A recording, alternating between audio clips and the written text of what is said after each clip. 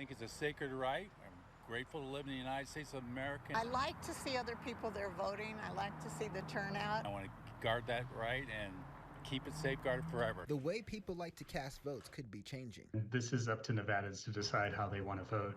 Mail-in voting is soaring in popularity. During the 2024 election, mail ballots were the #1 choice for voters in Nevada. But President Trump is considering banning that method and machines. Mail-in ballots are corrupt. Mail-in ballots, you can never have a real democracy with mail-in ballots. And we, as a Republican Party, are going to do everything possible that we get rid of mail-in ballots. The president claims he is drafting an executive order, but Nevada's Secretary of State Francisco Aguilar says he doesn't have the authority to make that decision. The only ones who can make those changes to our election process and our election system is the Nevada legislature and the governor. Until they decide to change the process, we'll continue to operate as we are. The Secretary of State declares that Nevada runs some of the safest elections in the country, and changing the voting landscape could impact many Nevadans.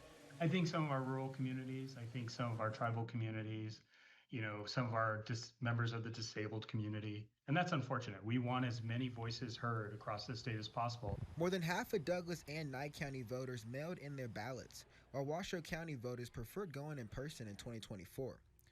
Voters I talked to believe mail-in ballots are fraudulent. I really do not trust it. I think a lot of people could mail in a lot of ballots especially if they know people who aren't voting. I just don't trust that system. In-person voting is always safer. Mail-in, God only knows what could happen to a mail-in vote.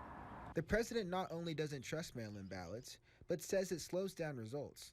We would get secure elections. We'd get much faster results. The machines, they say we're going to have the results in 2 weeks.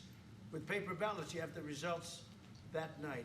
And there are those who think there should be exceptions for people who mail in ballots. If there's a reason, then I think mail-in is fine.